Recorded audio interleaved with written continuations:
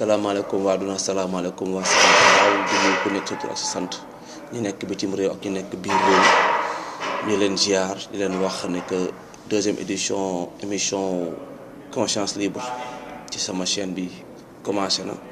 donc nii lañ koy defee chaque semaine ñu génnee publier benn article wax ju du bëri 10 minutes seulement lañu ñaan seen jot 10 minutes pour ñu partage ñu nag yéen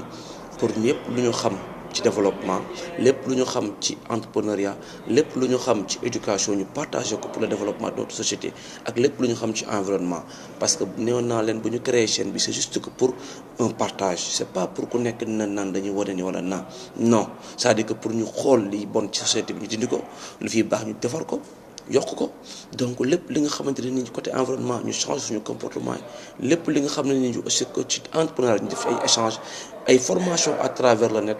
donc moo tax ñu am conscience libre c'est une conscience qui se brade à travers les rues à travers les réseaux sociaux donc à travers tous les moyens de communication maanaam amuñu frontière moo tax ñu ne ko conscience libre donc nous partagerons lépp lu ñu am ci xam-xam ak ci maturité ma doon wax yi passé ci maturité sénégalais à savoir seen comportement ñu nekk bitim réew comme ñu nekk fii donc muy échange bi nga xam dafa war a am entre ñun et que ñu éviter ku nekk di créer sa chaîne parce que c'est facile de créer une chaîne télévision une chaîne sur YouTube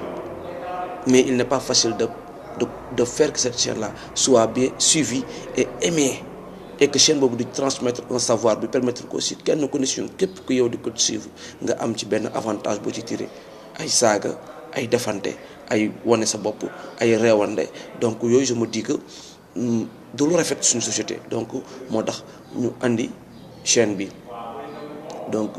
di créer solution à travers nous aussi parce que chômage bëri na jigéen ñi xamatuñu fu ñu jëm ñu ngi dégg ay promotion canapé ñu ngi dégg yu kenn xamul nit ñu aussi ñu ngi dugg ci gaal gi dem bitim réew mais loolu yëpp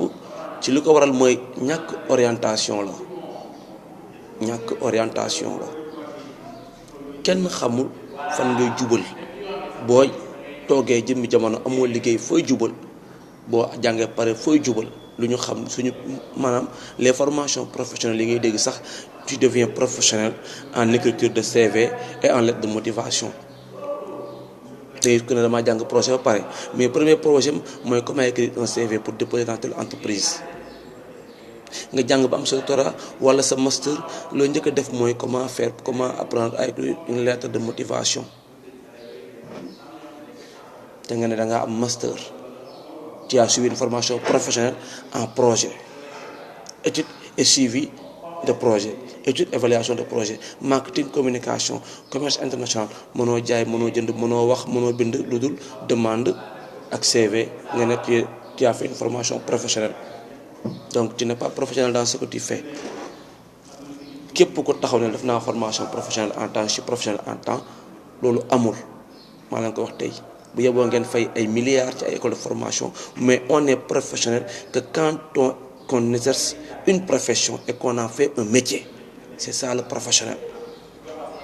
donc pour vous dire que nit boo taxawee ne man professionnel ci day fekk nga koy exercer mais pas nga jàng école génn naan je suis professionnel en nangam est-ce que tu as pratiqué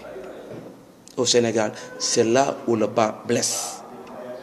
ku nekk boo génnee école de formation tu te prends pour un dieu ou bien pour une déesse et tu crois détenir le monopole du savoir tu critiques, tu lances tes pierres partout alors que tu dis que tu as fait une formation professionnelle qui te permet d'avoir des connaissances sur tel ou tel sujet alors que tu n'as jamais pratiqué ça marche boobu liggéey pour vous dire que danger bu ñuy courir tout le temps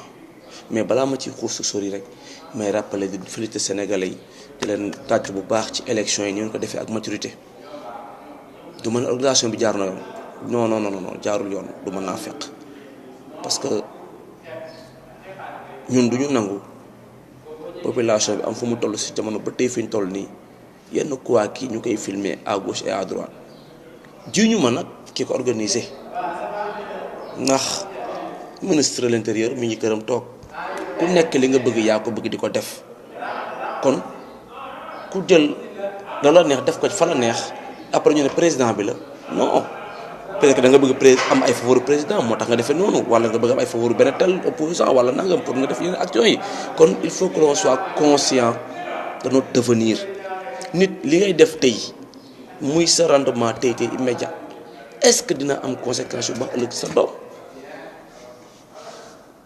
nañu xoolante waxante dëgg foofu la développement di commencer kon yi ñu def ci élection yi jiñu ko kenn mais c'est pas joli donc mais le peuple a encore une fois montré sa maturité gëmm ngeen xool ngeen gis ngeen mais n'empêche que da ngeen nañ dem ba càppandaw la xam lan lay demee mais alhamdulilah ñun fii dañoo am ñaan yàlla na yàlla def jàmm et que élection yi jàll na urne yi nice na ñu ngi ñaan yàlla et puis bu ñu demee ba ci soir defe naa au soir du vendredi lépp na sotti ñu ñaan yàlla defal ñu ko mais nag du ñu nangu ay élection boucle suñu développement ay politiciens di foqati suñuy projet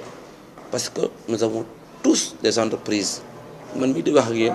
je suis un politicien damay politique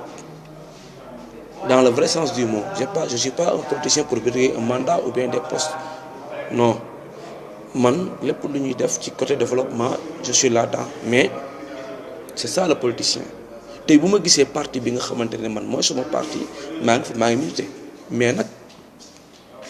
ak sumay principe ça ne va pas je retourne parce que yaakaaruma fa dara lu ma fa yaakaar rek mooy suma dëkk développé te bu développé ñu mën a defar ay mbir kon nag ñuy ñaan ku nekk mu bàyyi loolu xel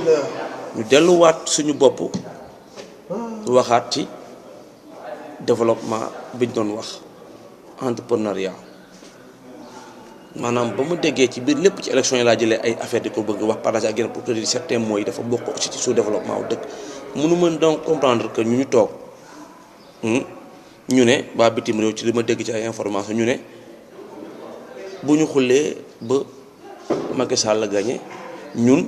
bu ñu kenn yónneeti bon woo naan yónnee ma xaalis wala yónnee ma lii wala yónnee ma loolu saaga la xam nga déjà pour commencer donc yéen ñi fi nekk ci si dëkk bi yéen ñi gënul dëkk bi kon dégg leen waa bitim réew di xoolee kon yéen tey bu dëkk bi doxulee kon bu leen demati naan may ma di yóbbante ay affaire mu jóge Europe ñëw donc kooku sama benn mbokk la fay tooñ donc muy leen leer ni kon loolu saaga la bu diw gañee bu ñu kenn yónneti naan may ma mandat yónnee ma lii parce que ñun mooy maanaam nous ne sommes pas matures mais ma leen wax yéen waa bitim réew chacun est libre de faire son choix ñu ñëpp am nañ bëgg-bëgg am changement mais bu changement amulee yow ci nga bokk yow mi nekk bitim réew man ci laa bokk parce que du rek yow da ngaa sa xel dafa nàcc ci nga changer rek man damaa war a changer man foofu la sama xel toll.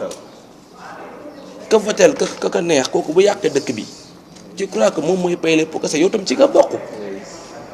boo yónneewulee sa yaay wala sa papa wala yónneewoo sa rakk kooku sa problème la donc c'était juste un petit message mu leen lancer ngeen bàyyi yooyu kàddu c'est pas joli c'est pas à vous développer le pays bu doon loolu la donc kon ñu fermer vannes yi opérateur transfert d'argent yi ñëpp ñu fermer ko def ko national bu kenn yónnee te xaalis bu jóge bitim di ñëw pour punir le peuple parce que aussi dafa bokk ci population bi ñu bàyyi di ñaan xaalis yi dem bitim réew ku dem di liggéey yi bitim réew yow nga nekk bi réew di liggéey dara seul le travail paye gëm leen seen bopp yéen ñi nekk Sénégal gëm leen seen bopp du leen wax j'avais que 10 minutes à partager avec vous tey dama koy partager ak yéen ci loolu foofu laa mën a yem tey ñu gëm leen seen bopp képp ku tukki mi ngi uti pour andi ci réew mi te bu demee ba dëkk yow mi ne ci réew mi gëm sa bopp da nga mën a liggéey ak moom bu dee moo la ko moyen ëpp la moyen parce que nanga mais parce que xaalis bi ñu teg moo diis waaw ndax benn euro égale 650 francs CFA donc yow mi am tey 650 1 euro moo la mën donc ñu bàyyi xel aussi que ni ça suffit le franc CFA kon yéen ñi nekk bitim réew li ma ne bés bu nekk essayer de nous amener les bonnes pratiques